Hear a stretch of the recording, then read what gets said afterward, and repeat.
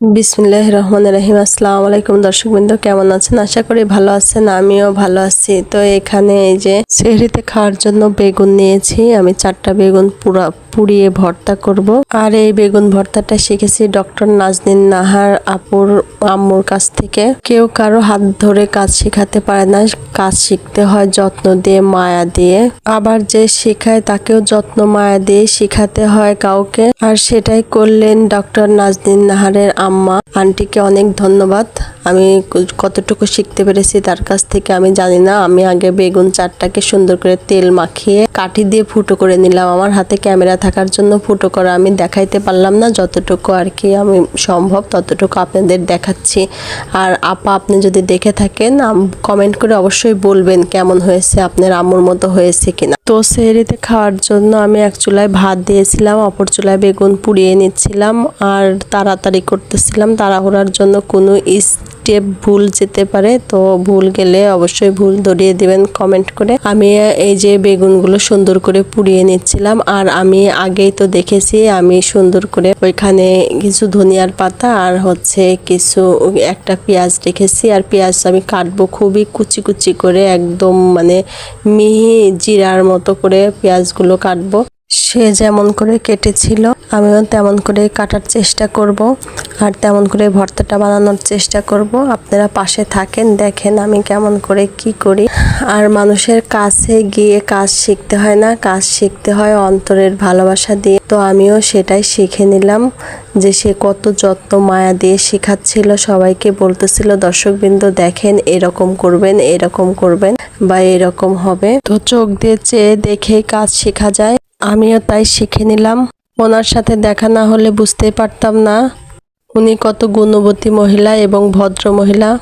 তার কথাবার্তা কাজকর্ম অন্যরকম, কারোর সাথে মিল হবে না। তো এক এক করে আমি এখানে বেগুন পুড়িয়ে সারি সারি রেখে দিচ্ছি।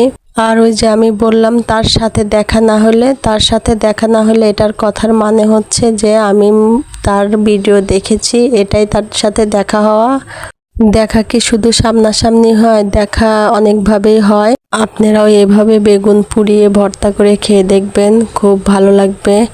আমি ভয়েস দিচ্ছিলাম পরে। আর বেগুনটা তো আমার চেহারিতে খাওয়া হয়ে গেছে, দুর্দান্ত টেস্ট হয়েছিল। আর পেঁয়াজ কুচি কুচি করে দেওয়ার মানে হচ্ছিল, আমি ভাবছিলাম কেন কুচি কুচি করে দিচ্ছে, কিন্তু সেটাকে দেখে মানে খাওয়ার পরে বুঝলাম যে কেন। প্রত্যেকটা পেঁয়াজ যখন দাঁতে লাগতেছিল তখন অন্যরকম একটা টেস্টের বা স্বাদ লাগতেছিল। এই যে আমার বেগুন পোড়ানো হয়ে গেছে, এখন আমি মরিচগুলো পুড়িয়ে নেব। আমি যে মরিচগুলো একটা শিকে গেঁথে নিয়েছি, উনি যেরকম করেছিল আমি চেষ্টা করতেছি সেরকম করার। আমি যে মরিচগুলো গেঁথে নিয়ে আমি সুন্দর করে ঝলসে নিচ্ছি আগুন দিয়ে। তো এপিট ওপিট করে চেষ্টা করতেছি। আর বেগুনগুলো ঠান্ডা হলে আমি পানি দিব না, বেগুনগুলো খুব সুন্দর করে আমি ছাড়িয়ে রাখবো। এবং এই যে আমার মরিচগুলো পুরানো হয়ে গেল, দেখতে পাচ্ছেন সুন্দর হয়েছে। তো এখানে রেখে দিলাম। আমি এখন এই যে মরিচের থেকে ছালগুলো ছেড়ে নিচ্ছিলাম, যেগুলো পুড়িয়ে গিয়েছিল সুন্দর করে। তো এই যে এগুলো আমি ফেলে দিলাম। আর পেঁয়াজগুলো কুচি কুচি করে কেটে নিয়েছি, সাথে ধনিয়ার পাতাও নিয়েছি। দেখেন, দেখতে পাচ্ছেন কতটা মিহি হয়েছে পেঁয়াজ। এখন বেগুনের ছালগুলো ছেড়ে নেব। এই যে, তবে আমার এক হাত দিয়ে করা তো সেই জন্য ক্যামেরা ধরা আমি ওরকমভাবে দেখাতে পাচ্ছি না, যতটুকু পারতেছি চেষ্টা করতেছি আর কি। তো এই যে আমি আবার হাত দিয়ে সুন্দর করে মুছে নেব। মুছে নিলে ভিতর থেকে যে কালো ময়লাগুলো আছে ওগুলো আমার হাতে চলে আসবে, আমি ওটা হাত ধুয়ে ফেলবো। এই যে দেখতে পাচ্ছেন আমি বারবার মুছে নিচ্ছিলাম। আর এই যে ছিঁড়ার সময় আপনারা এমন সুন্দর করে ছিঁড়বেন। প্রথমে আপনারা কিন্তু করে মেলে দেখবেন। তো আমি প্রথমটা দেখাইতে পারিনি, ওটা আমার কাজ শেষ হয়ে গেছিলো। আর সে এভাবে নিচ্ছিল, যদি যেটুকু আছে সেটুকু এমনি ফেলে দিতে বলছে। আর সুন্দর করে একদম এটাকে বলে কাহন দিয়ে নেওয়া, আমাদের আর কি বাংলা ভাষায় বলে কাহন দিয়ে নেওয়া। এই যে আমি মেলে দেখালাম বেগুনের ভেতরে কোনো পোকা টোকা আছে নাকি।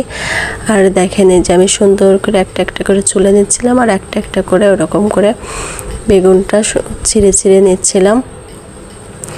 তো আঁশ থাকা যাবে না, চেষ্টা করবেন আপনারা যত মানে দিবেন আর কি, যত্ন মায়া ভালোবাসা দিয়েও সব কাজই সুন্দর হয়।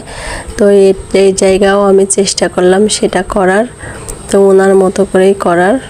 তো এই যে আমি মেলে মেলে দেখতেছিলাম আর এই যে সুন্দর করে করতেছিলাম, কাটতেছিলাম যেন কোনো রকমের আঁশ না আসে। তো আঁশ যেটুকু ছিল সেটুকু রয়ে গেছে বোটার সাথে। তো এই যে আমার হয়ে গেল। আমি এখন লবণ দিয়ে এটা একটু মানে পেঁয়াজ মরিচটা চেনে নিলাম আর এটা আধা চেনা করলাম। এটা আস্তে আস্তেই থাকবে, এটা মানে একদম মিহি করা যাবে না। আর আমার পিসনি নাই, যার কারণে আমি গ্লাসের দিয়েই আর কি পিছনটা দিয়ে সুন্দর করে আর কি চেষ্টা করতেছিলাম। তো এই যে আমরা একটু ঝাল বেশি খাবো দেখে মরিচটা বেশি দিয়েছিলাম, যে যেমন ঝাল খায়। তো এই যে পেঁয়াজ দিয়ে আর বেশি করব না, হালকার উপরে ডলা দেব। পেঁয়াজ দিয়ে বেশি ডলা দেওয়া যাবে না। তারপর আমি একটু তেল দিয়ে হাতে মাখিয়ে নেব। তো এই যে আমার হয়ে গেল। এখন আমি তেলটা ঢেলে দিলাম, ঢেলে দিয়ে আমি সুন্দর করে ভর্তাটা মাখিয়ে নিচ্ছি। আর এদিকে সেহরির টাইমটাও হয়ে যাচ্ছে, তো আমি খুব একটু তাড়াহুড়াই করতেছিলাম। দেখেন কত সুন্দর হয়েছে, কালারটাও খুব আসছে সবুজ কালার। এমনিতেই কিন্তু এত সুন্দর কালার আসে না, কিন্তু এই লম্বা বেগুন এত যত্ন পুড়িয়ে নেওয়ার কারণেই হয়েছে। আর আমি এই যে ভাতটা মাখিয়ে মুখে দিচ্ছিলাম, খুব টেস্ট লাগতেছিল। তো এই পর্যায়ে ভালো থাকবেন, সুস্থ থাকবেন। কেমন লাগলো কমেন্ট করে জানাবেন। আল্লাহ হাফেজ।